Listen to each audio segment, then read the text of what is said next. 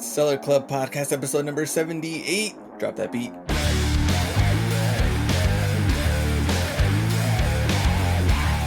What's up, everybody? How are we doing today? Anna, Ken? What's up, Glenn? What's up? What is up? What is up? Doing It great. is hot. It's hot, it's Finally windy. hot. It's still windy outside. It's still getting people riled up on the allergies, so it's Oh yeah. hasn't been good over here. We are all fine in my adorable little rural hamlet, but a giant tornado ripped through St. Louis and did I billions of know. dollars of damage. So that was Isn't crazy. that crazy? They normally don't like touch down in St. Louis. Like it's They very build rare. up there, right? They usually build up starting, because crazy enough, that tornado hit Somerset, Kentucky, which is 25 minutes away from Yeah. our friend Brad and Emily. It was a And- crazy storm. Yeah, and so we were on our way home from Nashville, and they didn't have power and everything like that. And once you start, seeing, definitely prayers for all those that got affected to the by the tornado. Yeah. That was wild, because I Yeah. saw photos that the tornado just ripped. Oh, Like they was a big landed, one. it landed for an hour straight and That's just crazy. ripped through. And I was like, man. yeah. So, We had like we were Got bad okay. Like weather? our property. Yeah, the weather. I mean, it was hailing and definitely stuff like tornado. That. Did you guys Yeah, get hail? It was hailing. A bunch of trees came down. Okay. Like whole huge old trees. Like it Mhm, was yeah. really a lot of damage, a lot of power outages. So yeah, it was not a fun time for this little section of the country, but that was like a few days ago at this point. Yep. Do you guys get any of that, Glenn? Tornado there? Mm-mm. No, They we got get the dirt devils. Yeah, we get a bunch You of get dirt. sandstorm? Sandstorm. Yeah, sandstorm, They get a bunch of sandworms. dirt. Kind of like What? Beetlejuice, yeah, like sandworms. They come out of the Hold on. big old Like- desert. Just kidding. No, Um, I was like, Like Tremors? Tremors. That's what I was Tremors, gonna yeah. say. Tremors is like one of my all-time favorite movies. Favorite I'm just gonna throw it out there. I'm actually surprised they haven't remade it yet, or like part. Well, there's like two. 3 or 4 of Right. them. Yeah. The Which mountains is save hilarious. us a little bit, so Oh, okay. That's From- good. from that kind of stuff, but not really a lot of natural disasters. Compared to like Just when I see unnatural ones. unnatural ones. When I see Florida, I see like hurricanes and stuff like Yeah. that. Man, a family like in Florida or even like other parts of Texas too. It's just crazy. I can't even imagine being through any of that stuff. I guess because I've never really know. seen it. It seems so, really scary. I mean, yeah. I grew up here where there are a lot of tornadoes generally, but Mm. yeah, hurricanes seem like next level. That seems really scary to me. Yeah, it's super scary. And like mudslides also seem scary. Oh. Speaking of El Paso, I always laugh, Glenn, when I sell like a pair of sneakers, for example, to someone in El Paso. I'm like, why are you buying it from me? You could like, probably buy Yeah. this from Glenn. Like, don't they have anything out there? And for whatever reason, this isn't just El Paso, but if I see like a town, come up on a shipping label that's like I know someone who lives there, I A have seller. to check and make sure Yeah. it's not them. Mm. Like, oh my gosh, did Oh, Glenn yeah. buy sneakers from me? No, of No, course I- not. That It's is true. Always funny. Uh, I have to check. Like I Crazy have to. enough, I've seen 3 El Paso offers came through within the last week. What? Yeah, with just like shorts, like apparel. They Oh, were okay. shopping Guess they for got apparel. some extra money to spend. So Glenn, Yeah. if you could just please stop being so consumeristic and shopping our stores all the Yeah, time. we That's would true. appreciate it. That's true. Well, here's a question You for you don't guys. need that many. That's true. Who I guess have you sold to anybody that you could recognize name wise, like celebrity, production Oh. company?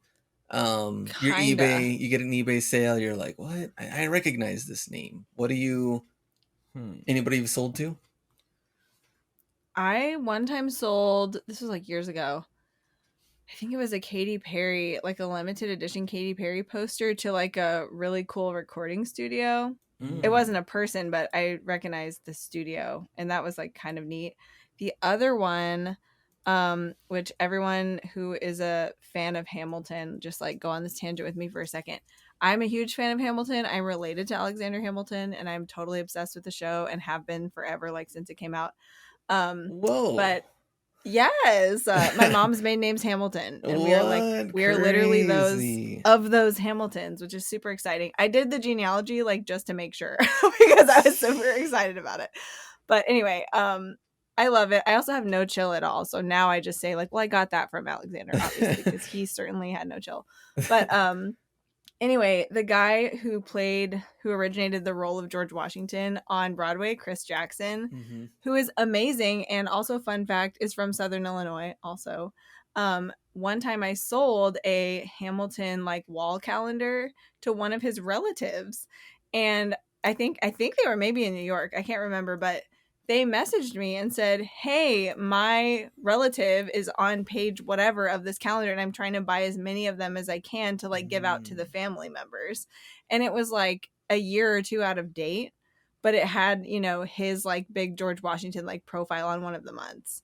And I just thought that was so cool. And I was like, well, I freaking love Chris Jackson. So I'm super excited to send this to you. This is so exciting. But I don't know like if it was like his cousin or his aunt, or I don't know who it would have been, but they were super nice. But I love that they told me that, because and they weren't trying to like get it for free or a discount or anything. They just like wanted to let me know for fun, which I super appreciated. It was cool. awesome. Yeah. There so that was the closest, most famous person. That's a fun little eBay Chris gem. Jackson, I love you. Yeah. I couldn't find the other one. The other one was he was a second stringer NFL player. Played for the Jets. I couldn't find it. It was one of those untouchables that we found at Marshall's. Oh, the cleats. What size? The cleats. Huge? It was like 14, 14. I know it was green, so it kind of like I only knew because it had like some like practice facility, and I was like, and then it was like New York or something. So I googled the name. I saw that, and the other one I just look it up. I have the message.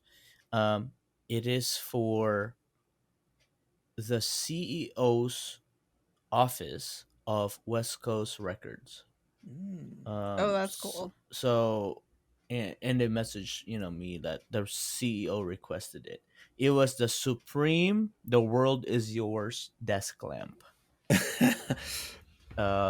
And how much was that? They paid $408, and I got it on Supreme I used to have a bot. I think it was 200 or 225. So no best offer, just straight buy it now. Oh, straight buy it now. Yeah. Straight bought it. I mean, CEO requested it. CEO probably don't lowball. Don't put a bad name on our company. Straight buy it.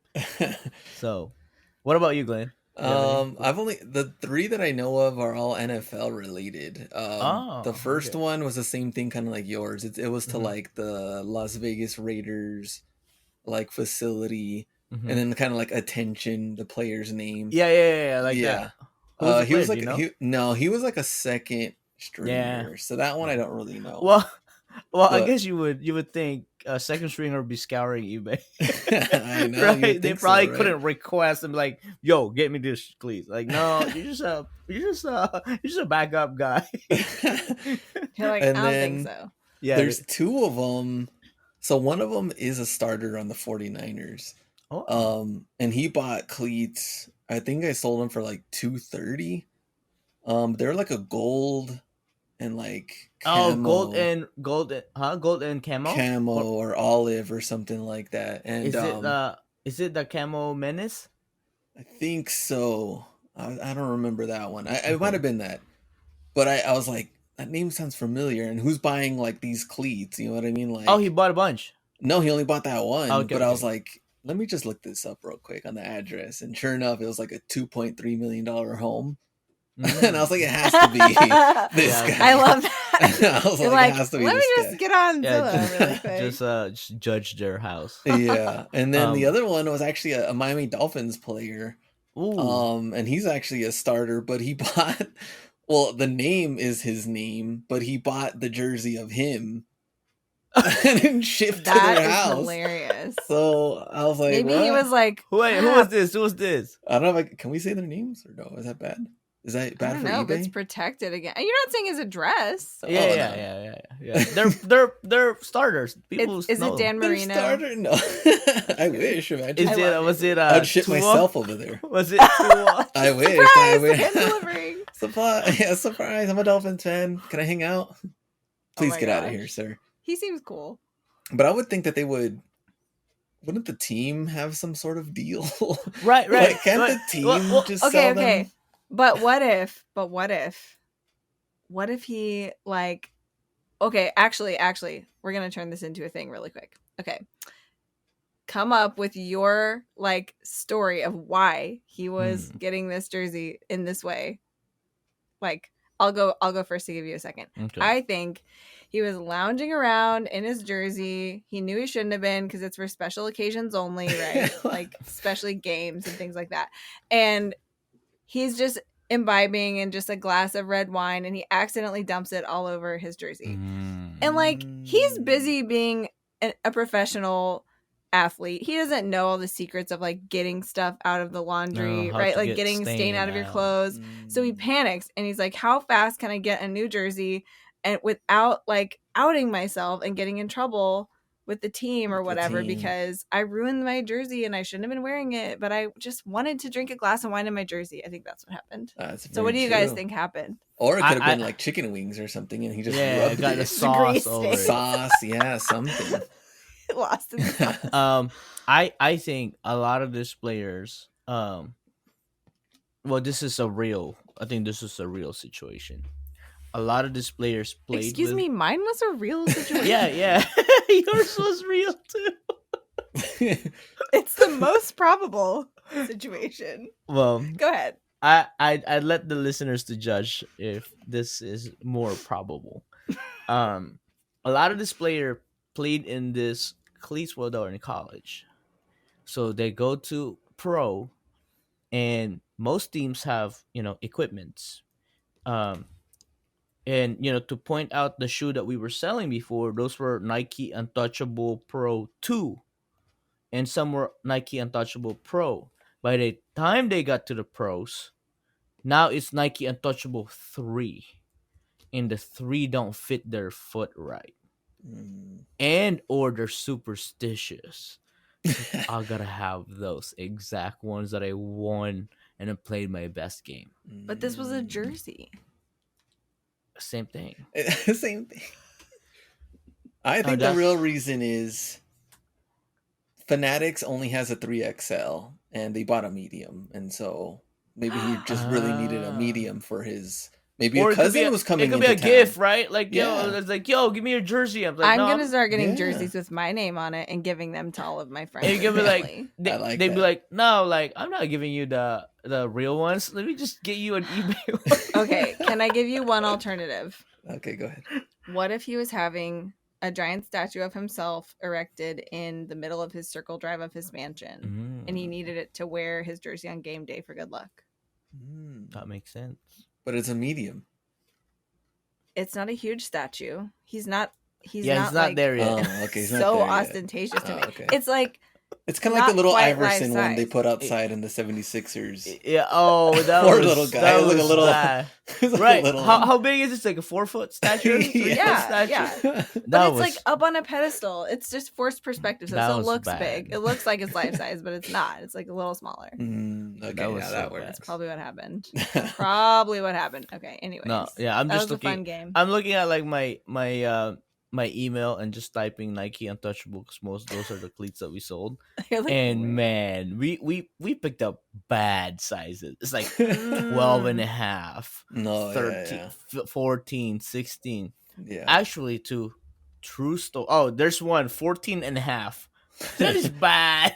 Yeah, that's tough. Crazy story. I sold my last Nike Untouchable that I brought here to my new house from the apartment, and that was what 2019 was the when I moved. I sold the last one for $98, Dang, that's and it was $16.99. mm-hmm. That's pretty good. Yeah, That's good. I felt like Anna Yeah, you're willing to wait 6 years to sell it for the price. that you for the want. price, for the I price.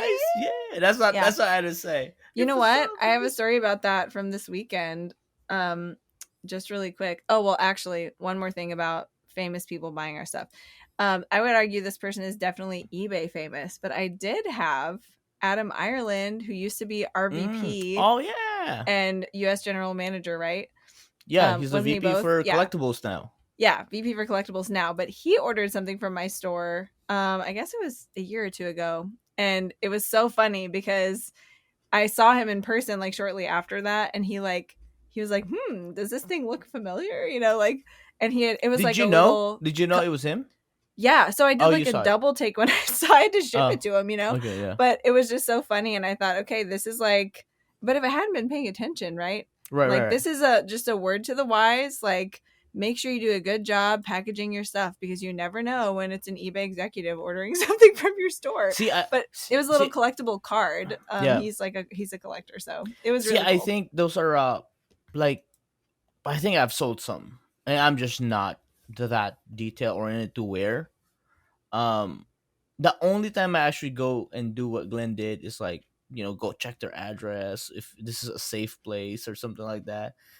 Is when it's an expensive item, Yeah. doesn't go through AG. You're like, does this make sense on paper? And yeah, and I actually, because like I have to put like a signature confirmation or insurance, right, just in case, because Right. there's sports pirates out there. So that's There are. I do that, and then people, and that's when you see their house value. And you're like, holy cow. Okay, yeah. Yeah, we're good. I think we're good. So, I mean, that's not everything, but it's context clues, right? Yeah. Oh yeah, so this weekend I was headed up to the Central Illinois Resellers meetup. Mhm. Shout out to that fun group. We were doing a Goodwill Bins like meetup day Where'd you guys go to breakfast, by the way? in the parking lot. We tailgated. Oh, so y'all really had breakfast at the bins. Yes, we did. Not in the bins or from the bins, just to be clear. But we had the sweet option was donuts, and they were super good, like local donuts. And then the savory option, I made some caramelized onion and Gruyere scones and just made them myself and brought them, and they were so good. But anyway, I was going up there. I was headed up. It's like almost 2 hours from my house, so it was kind of a haul for me, but it was really fun, and those bins were really good, so I'll definitely go back. But as I'm driving, I see a notification come in that I sold this set of 3, it was like this vintage set of 3 waterfall totally clear lucite tables that I got at an auction like within the last year for sure, but I priced them high. I paid $20 for them and I sold them for $300. But I've had like multiple lowball offers. I even put them on Marketplace for a while because they're kind of bulky, so now I have to deal with shipping them. But I was just like, no, I'm still gonna wait and see, if somebody will actually buy this for what I want, because this is in line with what the comps said, and I've rechecked the comps. It's still been in line with it, but it's just a smaller pool of people who is interested and willing to pay what they're worth. So, but it happened, and I was so glad I waited because I just turned $20 into $300. So that was worth the wait for sure. There we go. That's what I like to hear. Yeah, making the big bucks. It was a great sale, best sale of the weekend for sure. All right, should we get into our main topic? About? We probably should. We did talk about eBay selling to celebrities, kind of, but we're making our way towards the main topic. Okay. This topic is about scaling. There was like a post, a Reddit post talking about scaling, and someone was saying that they hate that the main or only response they get, I guess most of the time, the response is just list faster. Yeah. And a lot of people are comparing it to like, I don't know, learning how to walk compared to running. Like all you're doing is listing more. But is that really a way to like scale up the eBay business? And how do you do it properly or in a way that is not over, I don't know, like you're overstressed about sourcing, I guess, or maybe spending a lot of time at like the Rift, or how do you proportionately scale and not overdo any one part of the business? Exactly. So that was my kind of thought process, and also I thought it was an interesting conversation to have. And I felt like I was kind of in that same boat, though. I mean, me talking to Kenny and figuring out, on like, I guess buying time in a way, right? To get more listings out per day But is that really the way to scale? I mean, I definitely think it helps to get more sales in and everything, Yeah. but you kind of have to get into a mode where the inventory has to be steadily, I Mm-hmm. think. And Yeah. there has to be a way to be like hands off on certain Tasks. things. Yeah. Mm-hmm. Yeah. So that's also tough. What do you think, Anna? And then we'll go to Ken. Yeah. Just about scaling in general. I mean, I do think just list more faster is oversimplified. I also feel like that is probably okay advice if you're Mm-hmm. scaling from like super part-time hobby to like, moderate like What would that full-time be on business. list? Or What would that be on listings, and how many listings are we talking about? Like well, from that super 500 depends on to. like your ASP, really. But And when does the bottleneck happen? when does a bottleneck happen? Yeah. Well, I think that's the hard part of this equation, because it depends on like kind of like what you're saying, Glenn, like how automated are a lot of your tasks. Like Mm-hmm. like for me, when I think about my store, it's like, okay, I'm there have been times where it's like I'm shipping 100 things a week, Mm-hmm. right? And in Mhm. those weeks, like I don't really have time to source and list. I'm pretty much shipping, right? And like doing basic like maintenance and administrative stuff in the store, and it's taking up most of my time. So I think it depends on like the totality of circumstances in a way. Like, okay, if you're selling postcards only, right? Right. Then Right. maybe you do need to scale up by going like, well, I need to get 10,000 postcards in my store. Yeah.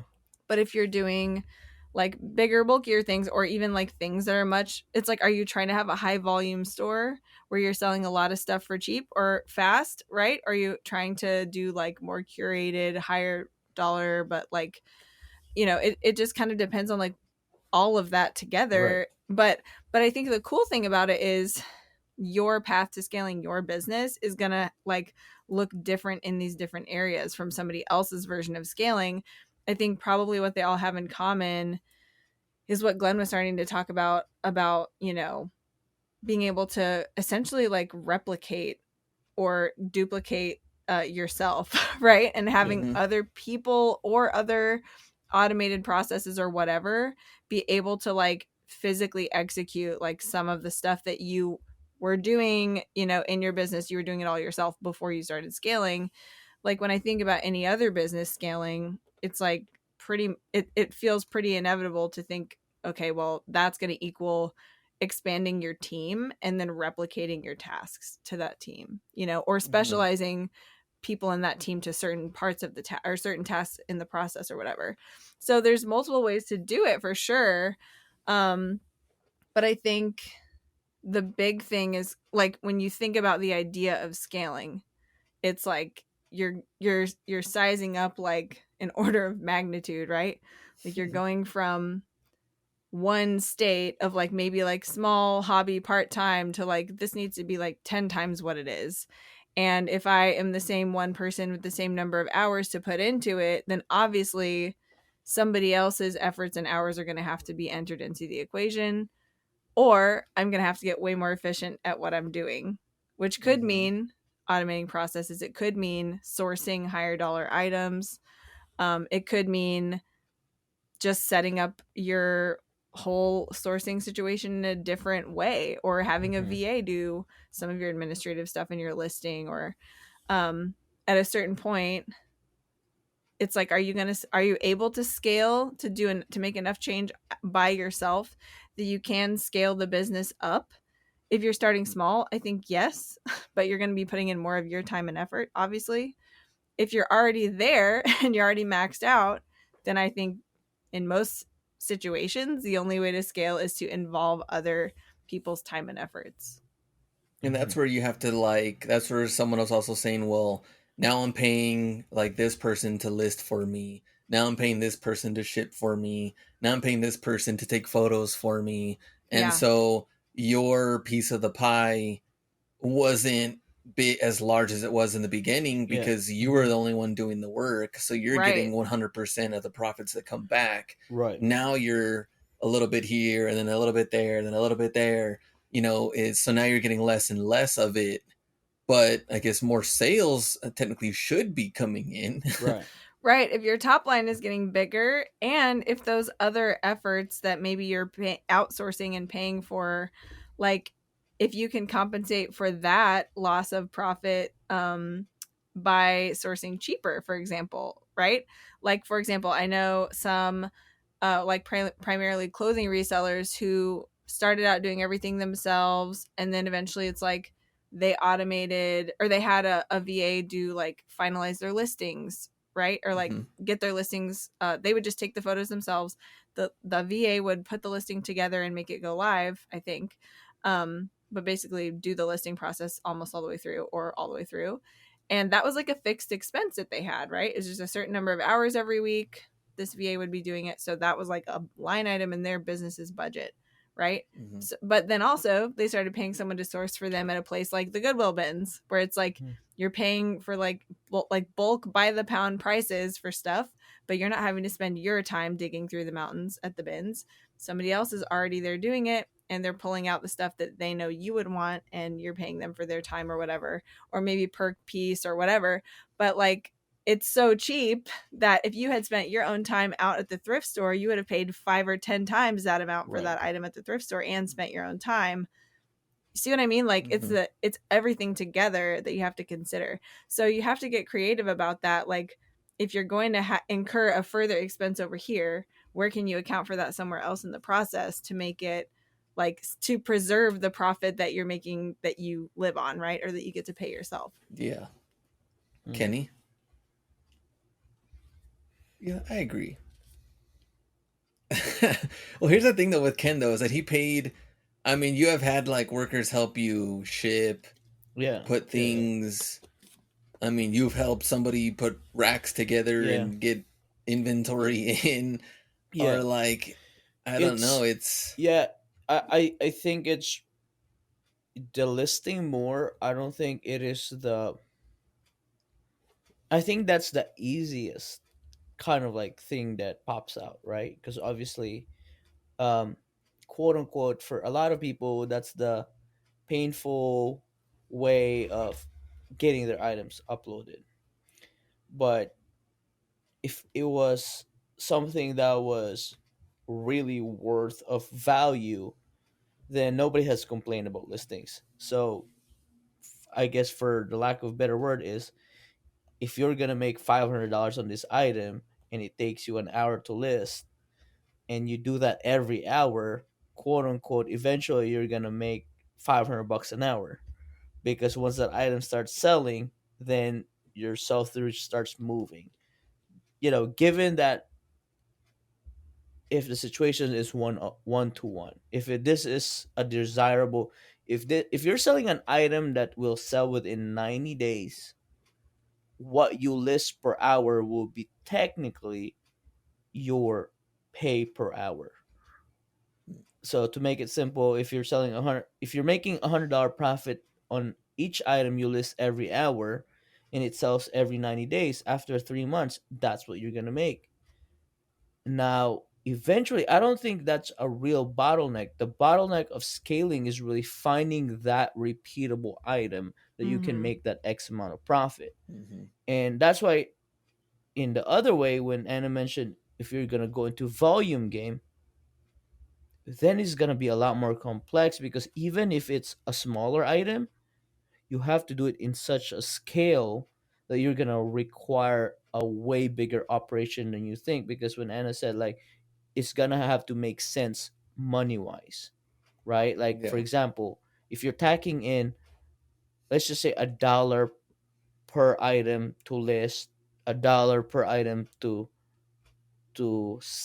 photograph, let's just say, and you bought it for $1. If this thing sells for $15 and you're clearing $5 to $8, yeah, scale it.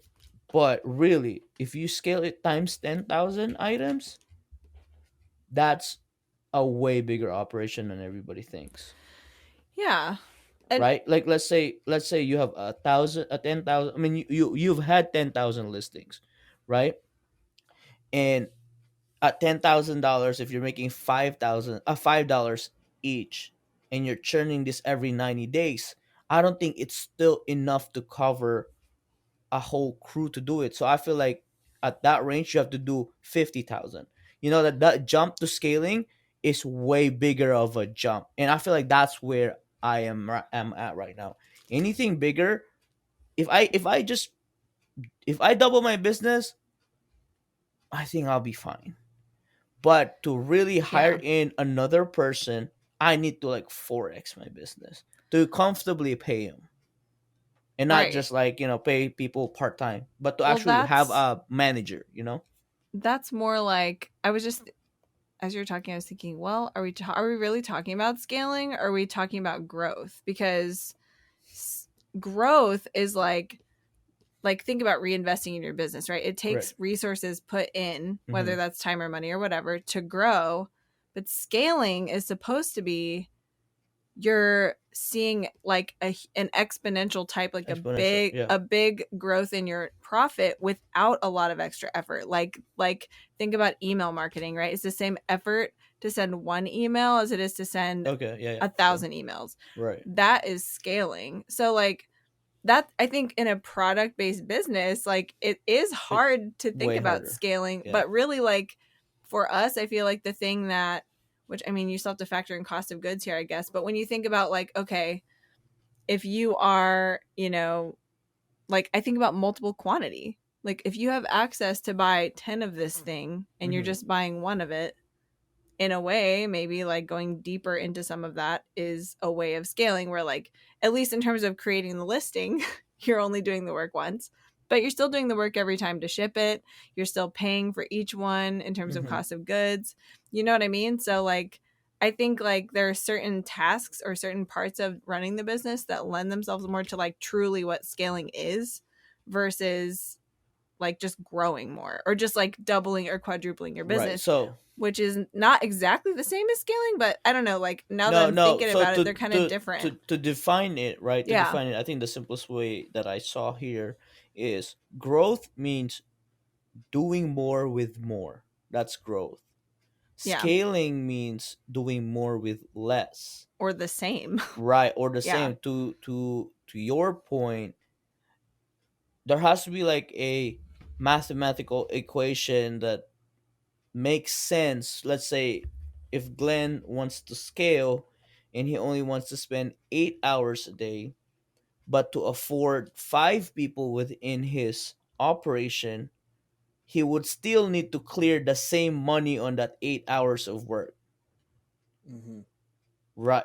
And that is hard to do Yeah. without any external capitalization, because to churn more products, to pay for the dudes that are going to be working for you or the ladies, that has to be 10x operation at least. Hmm. Not, and not talking about storage this now. You know what I'm Yeah. saying? Like, and and again, and as soon as you add storage, another Right. expense. That's where it's like the physical products, Yeah, it's harder for yeah. sure. But then like I'm thinking about a friend of mine. I don't know if he'd want us to mention his name on the show, so I won't. But you know who you are in Tulsa. But he has like a lot of space for storage, for example. Like that's Hmm. already a fixed part of his business in a way. So I mean that's kind of interesting to think about too in terms of scaling. It's like, well, if your efforts or resources in all these different areas, whether it's capital or like your storage space or your time or your shipping supplies or whatever it is, right? Like if you have like a fixed abundance of one of those things Hmm. already, then you're not going to have to really worry about quote unquote spending more of that. Like Right, right, he right, right. has plenty of space. If he wanted to 10x his business, it wouldn't be any trouble because he already has the space, But now he just has to figure out supply Right, and supply and capitalization the to build time of up. Yep. like grinding out all those Yeah. listings, right? Hmm. Like that's where it would have to be. I don't know. So I feel like it's really hard to find like a clear-cut answer to like how do you scale a business like this truly in the sense of scaling it, not just growing it. So Because so we all let's know about growing it, but let's put it this way. Growing is just growing to 6 figures net is just growth. Yeah. just Just grind. pounding out all the listings. Right. And- Single well, like- items, multiple quantity items, everything 100%. goes listed. It don't and matter, you're- right? yeah. It don't matter, right? Let's it's say growing like year over year. yeah, Right? and yeah, it's I think if we had to do it again, all three of us would agree that to, let's say, 50% net, and if you want to do 6 figures net, we got to sell 200,000, right? Mhm. Our selling cost would be 20%, our our our net would be 50, and our cost of goods should be only 30%.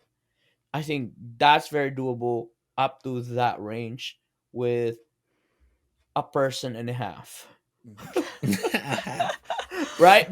A person and a half, meaning there's going to be 60-hour weeks Yeah. and 70-hour weeks. Yeah. And Right. or a spot, Of 80, contractor. yeah. Like, Yeah. okay, I have Within- this yeah. giant haul. I need Giant someone to haul. come in and be my Yep. extra set of hands, and I'm gonna Right. pay you by the hour for Yeah, like a to project, like to project intake based it. workers. Yeah, to intake. Yeah, that's and I think that's a right. We all agree that's the growth mode. Yeah. 1.5 person, $200,000 a year business, 1.5 person. right? That's hilarious. And when we say scale, to go from 6-figure net to even revenue set 7 figures to revenue $1 million, that is scaling, because you have to spend, let's just say if you're netting half, you have to spend $500,000 in products Yeah. Yeah. To put yourself And- in the position. to Right. sell $500,000 in a year. I mean, But a this full is- $1 million. This is like where I do really appreciate. I mean, I'm a pretty much eBay only seller, right? So like Mhm. in my view, this is an eBay, a compliment for eBay, I guess. But like this is where I do really appreciate, even thinking about 8 years ago when I started my store, happy anniversary to me, that how far like the platform has come in making things more efficient and more accessible. I Mhm. definitely can list way faster than I could back then, not just because I have more experience, but because the platform is better. And when you think about the possibility of either growing or scaling, like that is super important. What can take even 30 seconds out of one of your processes, fewer clicks. I mean, they're like all about innovating that stuff on a regular basis, but when I just think back to like when I first started, which relative to some of our friends isn't that long. Like some people have been selling for 30 years. Right. And just think about how much more efficient it's become. That's made it way more possible to grow and scale without so much extra effort. And Mhm. I really appreciate that. There's only so much I can do as a one person show, right? To try to make things efficient. So I think where I'm stuck at the moment is, I have a lot of one-off jerseys that sell really good, Yeah. but they take the most work because Right. they're clothing. I include measurements, and they're one-offs. So, you're talking about one listing for one Yeah. product, which is Right. very similar to what Anna would do as well, Yeah. right? We're doing one full listing. Right. Now, the way I could technically scale up would be on the hats side of it, to where I have more 20 quantity. snapbacks of the Yeah. same hat. I make one listing and I have a quantity of 20. And I can Right. just milk the listing until until you run out of it. Yeah. or Yeah. die. Yeah. Yeah. Right? No. Like you just No, I mean, we've had this conversation before that if you're selling one hat every 20 days, yeah. or I mean, one hat every month, you're going to sell 12 of these hats every year. Right? So put it this way, if you have 24, if you have 2 dozens, you're set for 2 years. Right? You could have it in a kind of like a retirement plan kind of situation. Yeah. That like our goal was like what, by the time you hit 500,000 of listed value, you could cruise control and just have a 9 to 5. The problem is, I think there's 3 issues that come into Yeah. play though. Number The 1, problems is sell-through rate. Mm-hmm. Because it is a way lower. I mean, the Slower. sell-through rate Yeah. on hats, I just typed in the other day, what hat did I get in? I think it was like an Angels Yeah. fitted hat, and there was 20,000 results. Mm-hmm. just for Angels Fitted in general. Yeah. Wow. And then when I looked at the listings, there were, some from China. There were some Mm-hmm. bootlegs that were listed in there. Yeah. There was undercutters that were like selling it for like 24 free shipping that I would make not much at all. Right. So those come into play. The I guess competition for one, the sell through rate, and of course the I was gonna say holding all of those items as time goes on. Yeah. Because I'm gonna get new shipments every Yeah, your week. storage is gonna get bigger and bigger. Yeah, the storage is gonna get out the of storage control. requirement. Yeah. Because I'm not Yeah. selling as much as I am, let's say, on the Whatnot side, to where Mhm. I'm selling 200 every Tuesday and Friday. Mm-hmm. So I think and then I guess another issue would be like styles. Yeah. Because fashion kind of comes and goes. So like right now, Yeah. it's like A-frames. People love A-frames, cream color hats, camo hats. Yeah. Comes and goes and comes back. And comes back. True. There was a guy, man, I saw on Whatnot, really random, and he was selling hats from like 2004, 2008, and like these styles were so like kind of flat bill, right? Yeah, flat bill, kind of like a logo is like on the side. Yeah. Like yeah, it just yeah, reminds me of like crooked design. Yeah, like just so 2000s that it's Yeah. like I don't know how well they sell now. I mean, maybe Yeah, they do yeah. sell well, maybe they don't. But he had a ton. That is true. Like That is boxes true full because of them. you could even bring up the argument if you're selling anything electronics or some sort of even cameras that have updates or cell phones, right? Yeah. Over time, it will lose value. Yeah, look how cheap in- TVs are now.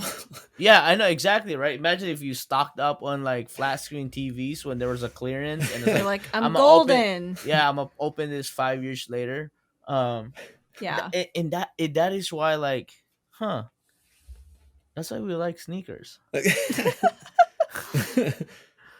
because you just gotta find the ones that are timeless. There's gonna be designs that are timeless, and you just can't overpay. I feel like, I put it this way: can we buy anything that's 80% off and not lose money? Would you agree?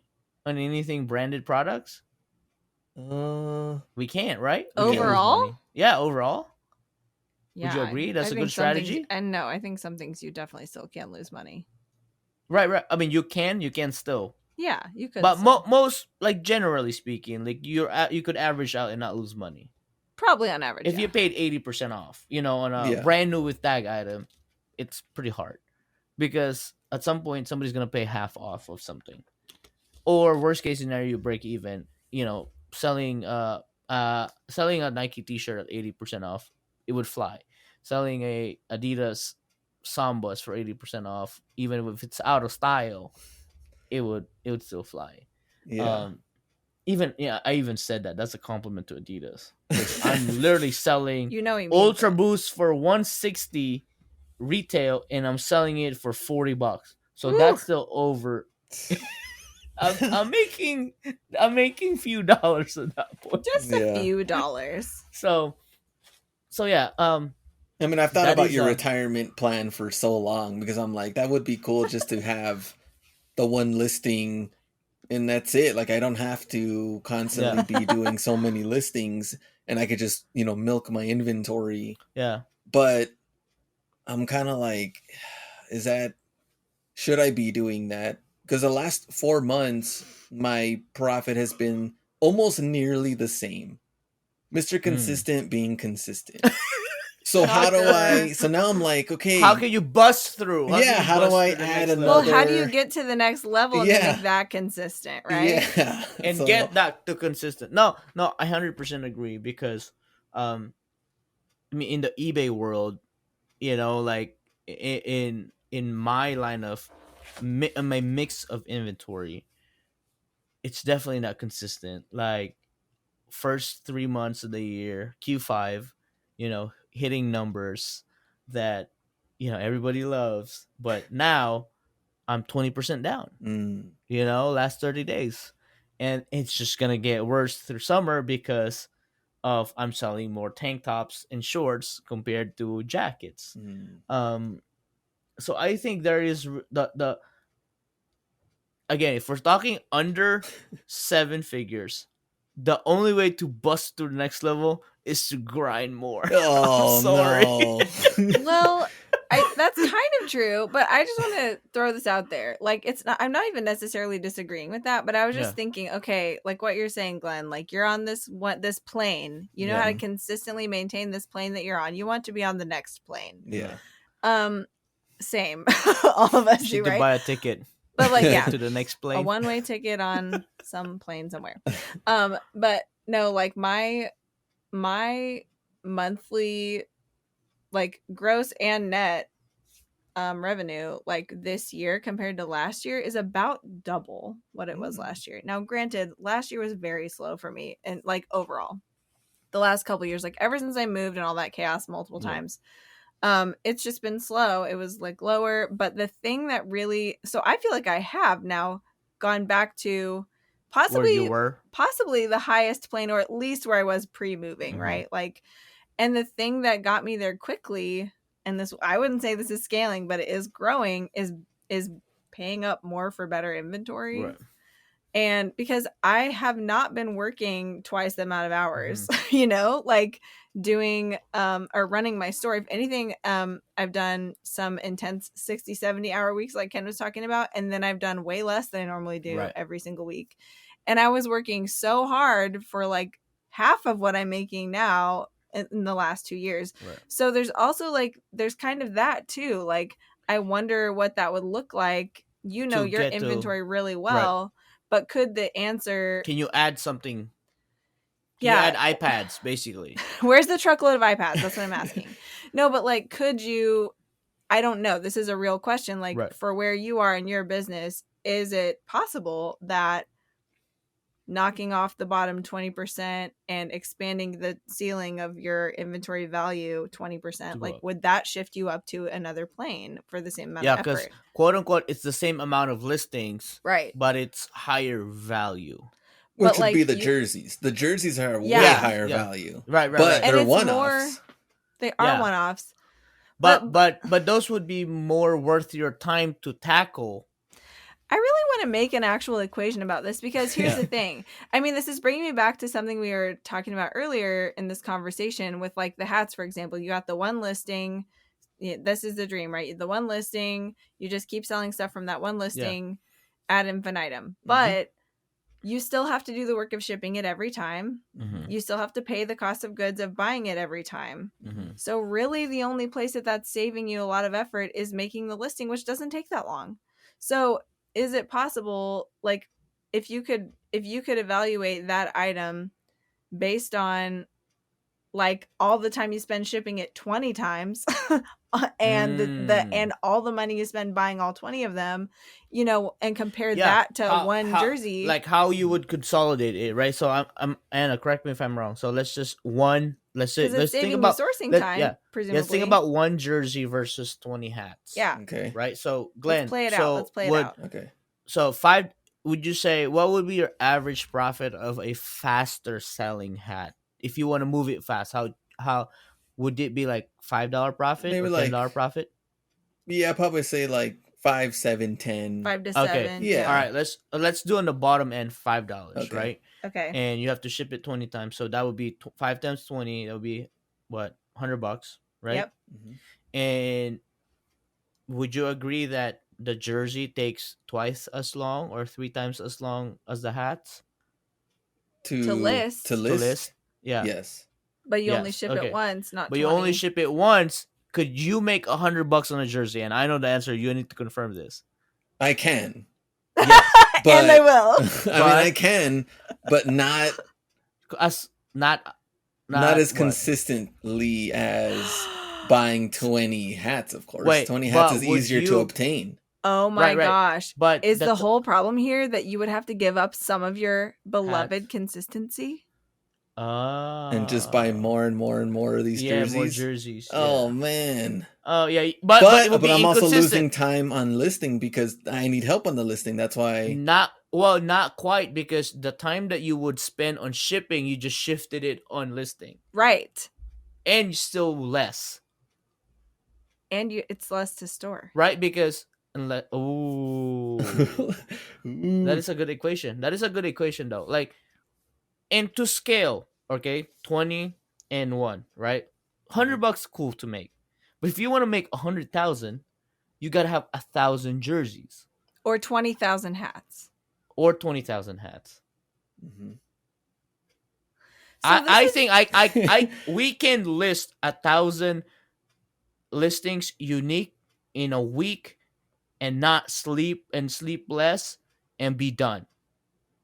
how But many, shipping but how 20, fast is it to get 1,000 jerseys? and Is it, that is the kicker. That is the Mm. kicker. yeah, which you don't have So to answer that on the air. so I don't then wanna- that would I be don't the wanna ruin challenge, right? That would your be the secret challenge. sauce. Yeah. That would be the challenge to how can you uniquely find more items that can make you $100. Even if it's harder to find, you might have to be creative about it and not just rely on the sources that you know now. Like, But- let's think that there's abundance of this item, and because there Somewhere. is, it's just a matter of you just don't know where to get it yet. Well, I mean, And like every remember one of us. too, the goal is not to break even there, it's to make more on the jerseys, right? So you have to figure out approximately how much of your time spent, shipping and sourcing 20 hats versus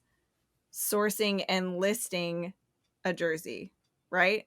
Would it be Like, because you want to net equal? positive on the jersey side. You don't want it to be equal. You want to be Yeah, able because to if do it's like equal, then you're 3 just in the jerseys same in the boat. time that Yeah. you could do 20 hats, right? Like Yeah. that's how it should translate. Yeah. But Hmm. it's just I heard this a long time ago. I think on the Scavenger Life podcast. Shout out to them. I love them so much. I wish they would come back.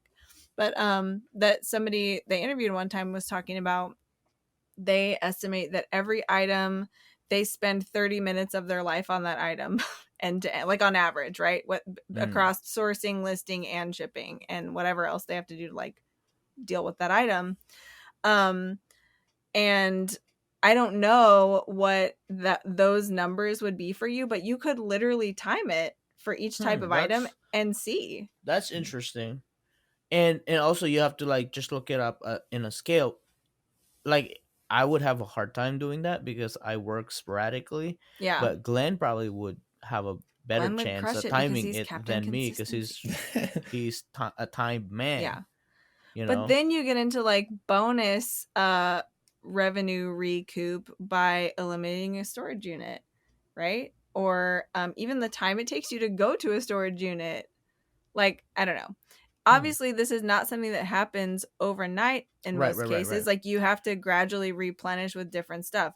And I feel like I'm preaching to the choir entirely, but I will just say, like, this is recently in the last year or 6 months of my store what has totally revived my store because you've purged the I bottom. do think it works. Yeah, I do think. Yeah, it works. I think so, and that was kind of like the strategy that I used as well to scale my business. I didn't have more items in my first 3 years. I just had more value in my ASP. My ASP climbed from 60. I mean, it went as high as 200 to now 90. You know, so there is some value to that swing. The 200 ASP is just harder to achieve because those items are quote unquote the items that I want to source would put me on a less ROI items. Right? Because like if we buy retros right now, it's it's pretty low ROI. Well, and it is all relative because I've basically come up from the other side of that scale where because of a slow couple of years with a lot of like semi liquidation and whatever, just trying to like downsize my inventory, I think my ASP going into this year was like, I want to say it was like $25 or $28 or something. Month over month, it has gotten higher and higher. This month so far, my ASP is $53. Like that's literally almost double what it was. And that does like, yes, I am spending more time or not more time, but I am spending more money on these items. but because the ROI is good on them, it's like Yeah. Why it's wouldn't you also spend my money, right? yeah, If my ROI net is is better. scaling up with that, you know, Yeah. like Yeah. it is going in the right direction. Like all of those are going in the right direction. Nice. So what are your thoughts, Glenn, now that we've told you what you should do and are Yeah. bossing you around about it? I think that has to be I think to break out of what I'm making right now for the last 4 months would be obtaining somehow more jerseys and Yeah. then getting help on the listing side of it to get more Right. listed. Because I already knew that I was falling behind Yeah. on the listing part. Because the photos are getting done because I have someone doing it. So Yeah. that's like their main job Yeah. is to get it Yeah. done. So they're getting that done. Hmm. But on my side, I'm not getting that part done Because because you still have to do whatnot, right, at yeah, the on same the time. So hats. you cannot let that go. You cannot let the hats go yet. Yeah. Which in a lot of people's situation, if they cannot afford to hire more help, that's what you would have to do. You know, like let's just say you have bills to pay. You're just making it. You're just breaking even. That's why a lot of people have to take 2 steps back. It's like, okay, I'm not gonna stream as much. I'd have to list more Hmm. and not notice the effect until 90 days. Because usually it's Yeah.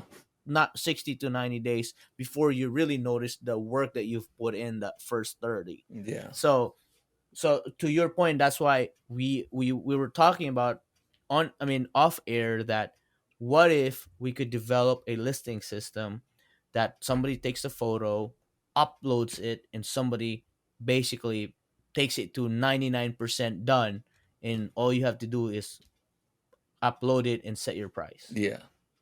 um and I think that's so doable, and there's a lot of people that are doing that. It's just a Yeah. matter of these are just way more valuable items than this. We just need to be a lot more careful, Careful, right? Yeah. because There's a lot of VAs now who specialize in listings, though. I mean, it's like it's just it that is a it's just thing. that we may have to just train AI to deal better with higher, right? Because I've made that mistake before, and that's why I've really restructured it. When I had help, the assistant uploaded it, and because they didn't know comps better, there was a similar comp that basically made me lose $200 on that listing. Mhm. And No. whose fault that was? It was mine. And more and to blame it, it was JC's fault that we figured out, because she should have been the one uploading it final, and not the assistant takes it to 99, you take it to the 100. So I think that's where a lot of people have successfully um duplicated or bought back time. It's like, yeah, it's cheaper to hire VA, but don't make the VA do the 100% work, like at least the pricing, or because like a lot of them don't know what your cost is or how Yeah. rare this certain items, so I that also would be interesting. I have a question for you about the jerseys. Mhm. This is a real question. As far as jerseys are concerned, is it very much standard to have to include actual measurements for that jersey For the when most it's part, when it's new with tags and it's a certain manufacturer? I would say I'd say yes. yes. I mean, because it varies on era and style and cut, I right, Glenn? know, and it's because like hockey jerseys fit weird, and then Hmm. like the basketball ones now Nike does them. They're really like they're narrow. skinny. Yeah. Yeah. And even I feel like even going on like the Nike site and Fanatics and things like that, they should have like a generalized, Yeah. and they're not even really correct when you like Yeah. medium is this, and then you're like, what? That's Well- Yeah, not- it's so like right. The Yeah. manufacturers don't even right size their stuff Yeah. anymore. They But just here's- like Well, No. maybe not, but here's what I found. Like, especially with like pre-owned clothing or pre-loved clothing. Pre-loved. I would measure everything because it's like, well, you don't know if this person, because there's shrinkage, if right? yeah, Yeah, if it was in the exactly. dryer, whatever, right? Mhm. Mhm. And people really do want to know the question they're trying to answer is it going to fit me, right? So since I've been doing a lot more retail arb, I have been doing here's the size chart from the brand From the manufacturer, yeah. and uploading that in the photos, and I have barely had any questions about fit. And what I do like about that, because like there, for example, there's a lot of like Free People stuff that's supposed to be oversized and baggy, but the way that their size charts are worded, it's like our medium is made to fit a person with these measurements. So it's like the measurement of this is going to look huge and not be right. Yeah. But the jerseys way don't it's have that. supposed to fit on you, this is meant for this size of person. Mm. So I really think that's even more helpful. And if you're shopping on a retailer's website, that's all they give you. True. They don't give you pit to pit. You know what I mean? Yeah. So like I was like, okay, I was really hesitant to do that at first because I was like, well, I always measure clothing, like duh. But I'm very surprised to report that I hardly ever get questions about, can you please measure this thing, when I've provided that measurement chart, and I've hardly had any returns or I don't But do returns. So it's on wouldn't those you items because just they're new. proactively do it ahead rather than having to pull it out and measure it when somebody asks for a measurement? Well, one of two things. I will either just not answer it or say that's information's like not available, just see the size chart. Or if it is a really valuable item, for example, every single time I provided that measurement, they don't buy it. And I'm like, now I feel like I've wasted my time pulling this item out and measuring it. Yeah. But that's way less time spent than measuring every single thing I've listed. You know, like the amount of people who will buy it without having to need that measurement. That is a true statement. And I it guess really that outweighs would be the ones that ask. Yeah, that would just be the outweigh of things. Yeah. Because I get questions all the time, like, what are the measurements? And I'm like, dude, they're there in the photos. And they don't even see them. So they don't, they don't see them, So maybe that's a good idea, too. Well, that's one of those things I thought, okay, well, honestly, like, that makes it slightly less accessible in a way, but also, like, I'm still providing a measurement guide, which is from the brand and should be correct. Yeah. So that's not true. Nothing. But you know, maybe that's okay. And I just wait for the person who doesn't need those measurements to buy it. Yeah. And so far, it has been way less effort to list clothing because I haven't measured anything really that's new with tags. So but maybe that's not the bottleneck right now, though. What? The measurement is not a bottleneck. No, but for Glenn, if he's trying to do a lot more jersey listing, that is a bottleneck for listing a bunch of jerseys. Not really. If it takes way more time to list a jersey than a hat, that's pretty much everything the that only we reason sell why. right now has measurements, and it hasn't been a bottleneck. I think it becomes a bottleneck at like 8,000 listings. Okay, but think about just going, measuring a hat once and having 20 of them versus measuring 3 jerseys and the amount of time that takes, right? Just purely from like the listing process standpoint. If all you had to do was upload always a photo, time. Yeah, it's always time. Yeah, it's just time. But what I'm saying, Glenn, is maybe that could be something that you could, like, because I would consider doing measurements pretty much above and beyond customer service. But like you said, people half the time don't even see them anyway, and they still ask you, which is really annoying. Know. But what if you were to like just A/B test this and just do a run of jerseys where you just upload the size guide and you don't do the measurements and see if it's worth the squeeze or not to do them? Yeah. That could expedite the process a lot if it's not worth the time to do it. He could probably knock out more. Would it be jerseys per day photo wise, right? You know, by not having to do that. Is the hesitation because you pre-pack them and they're not stored at your house, that if somebody has to have a measurement, then you have to go pull it, right? Was that a that too? Yeah, because I don't have it with me. I mean, that's the reason why for me, because I run a pre-pack situation, everything pre-pack. I don't want to reopen things. Yeah. But this is anecdotal for sure, but it seems like 9 times out of 10 when I don't pre-pack my stuff, so I can pull it and measure it. Yeah, that's what I'm saying. When I do, the person who wanted the measurements doesn't buy it. Somebody else who didn't care about the measurements does buy it. Yeah. So it's like they don't end up buying it anyway. Someone else is willing to buy it without the measurements. Why am I doing these measurements? All the time. But wouldn't you want to scope everything now while you have the time? Not if it's a waste of time. Yeah, right. I mean that is a point. Like that, I would like to know the percentage of hours, money to you know, like the success rate of measurements, right? Because obviously Nike.com don't have, but they have it, but they have a giant marketing arm that does that for them. It would be interesting to be able to. That's why I'm saying I think Glenn should A/B test it. Yeah, because then you could see are there any meaningful differences in these two groups of jerseys and how they sell, like. because I, in my mind, like that was always a given. Like, well, of course it's going to sell better if I include measurements, but I Right. don't know if that's true. It doesn't Yeah. seem Mhm. like it is. We don't That even would be have the a data cool. to really back that up either. Yeah, that No. would be a cool. Yeah, the That's data. Like, that's just like would it be? my anecdotal, Huh. observation over the last We 4 should have months. a. We should have a guaranteed fit. So Parts has this, Yeah. and Yeah. and Parts has data that their parts sells more if it's guaranteed fit Oh, I'm because the sure. manufacturer did it already. But I wonder how that would translate to clothing if they did that. Because obviously I think there's data for AG that sells more because it's for sure authentic. Um, that is true. That is a good question to ask the fashion team because Hmm. that is a big category that they're spending money on right now. Yeah. And That's then we true. should write that down and we should find the VP of fashion and be like, hey, I got a Hey, question for We you. got a question. Yeah.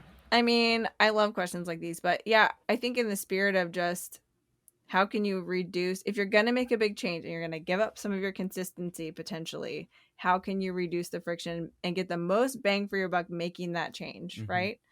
And potentially just increase your revenue So because of the time factor. how many jerseys listings that you have right now? Actual listings. Let me see. And the funny thing is that listing does take time, but in reality, a lot of it just sells similar from my own. I don't First even listing or whatever. find like individual comps. I'm just selling Yeah, yeah. similar because I only sell the same 3 brands of the Yeah. jersey anyway. So Yeah, it's So it's not like there's I a ton of research. I think Yeah. listing is unless it's very rare, which you would know. yeah, Listing it doesn't take that much time. It's just the quantity of it, right? Like if we're dealing with 100, 3 minutes times 100, that's 300 minutes. yeah, You know what I'm saying? It's like, oh, I can list 5 items in 3 minutes at a time. But now if it's times 100 and times 1,000, then that's somebody's full-time job. yeah. Which I'd rather be buying at that. Yeah, you would spend it Not on buying necessarily rather- sourcing, but Yeah. like seeing how I can obtain more of this Right. with the connections I 100%. have and stuff. So Yeah. that's where I'm kind of Mhm. at. But How many? right now I have 860 listings, but they're not Yeah. all jerseys. But I think jersey. Yeah, like let me right see. around there. Probably a lot less. I would think 610. Okay. That's like hardly any. How could, yeah. How could you double that? 1,200 can you- 1,200 Can, jerseys. can you buy 600 jerseys in a month? Oh man, I don't know if I can. Hats I can, and jerseys I can. Right. Of That's what I'm 600. saying. But You doubling can't. that in a month would be really fast too. Like what if you got to 900 by the end of the month? What if you 150% did it? Add 300. Yeah. Could you Yeah, do that? that'd be like what? Possibly. That'd be like 10 jerseys a day. Yeah. I love this for you. I love it. That is interesting. But again, we're thinking about like getting to the next level next month. But also too, you could get to the next level. Yeah, and also we're not talking about $10 items here. We're talking about what's probably jerseys ASP $150. I mean, most of them, the lowest you're talking about like 80 to 100. I mean, Yeah. So it's 100 ASP, right? Like adding 300 jerseys, that's $30,000 potential profit in Right. pocket, right? In when we're making oversimplifying it to a month, right? But technically, if you did that this year, that's bumping your, that could bump your, if you're netting 100,000, that's your 30% raise this year. And if you're so Yeah. that is if you double it, then you double your salary. And then you can maintain that new plane. So, okay, this is maybe a good like final note. I know we need to wrap this up, but I really think there is something powerful on the psychology side of life where when you take a problem, like in this case, it's like about sourcing 300 additional jerseys in a month. That sounds like a big challenge. But when you start turning your brain on to how can I get 300 more jerseys in a month? That's way different than thinking over and over again, like, man, it would be really hard to add 300 jerseys, or like, I don't know how many more jerseys I could get. It seems like it would be a big challenge. But when you start thinking, if my life depended on it, could I get 300 more jerseys up? You definitely could. You'd find a way. But that might mean thinking outside the box, sourcing somewhere else, paying a little bit more for them. Right. Making a little less here and but there, there's right? a lot of different ways that your mind will not recognize if you're thinking about the negative side of the statement instead of thinking, how can I? Like, what would it like? How like now you're looking out for those 300 jerseys rather than continuing to reinforce the idea that it would be really hard or you don't know how. Yeah. So that's not just like a critique on you at all, Glenn. That's just like a human nature thing. Yeah, that's but true. every one of us is always like setting goals and having challenges, and I think it's really important. It is really important. Like, this is documented well in psychology that it's really important how you frame that and think of it, even just to yourself. Like, what's your framework? How can I find those 300 jerseys? Where can I look? How can I get it done? Because at the end of the day, if you're focusing on the solution, to the possible solution of your current problem that you're trying to solve, worst case scenario, if you fall short sourcing 300, you'll get 100. It's still a race, and sourcing 100 might not really take that much more effort compared to how you're envisioning 300 or adding 1,000, because you could literally stumble upon a guy that's offloading 100 jerseys in this month and you're done. Then what about running ads, and be a buyer? That would be a cool scenario. I like that, Anna, and how you said changing the perspective in your psychology on, instead of just thinking about how can I get to the next level, go deeper and says, okay, what are my constraints and what are the options that I could do, right? Perfect example, we talk about Glenn can hire more people to list faster. That's one. And or spend more money and time, or one or the other, to source more. And once you figure it out, next level, baby. Next level, baby. So listen, if you're out there listening and you want Glenn to hire you, just let us know. Or if you have 300 jerseys, let us know. Oh, yeah. If you have jerseys, hit us up. We'll send you to Glenn. Oh my gosh. Yeah. Also, I think we can officially announce that we, the Seller Club podcast, are sponsors, bronze sponsors of eBay Open 2025, and we will see y'all in Vegas. There we go. We're gonna have a booth there, baby. Come see us. We'll tell you way more later, but so it's gonna be exciting. Before we wrap this up, we want to thank our proud sponsors, eBay. Make sure you follow them at eBay for Sellers, and also get your book straight with Seller Ledger. Make sure you follow them at Seller Ledger on Instagram. Check them out. Test it. Get a free trial. And we will see you in the next episode. Peace. See ya.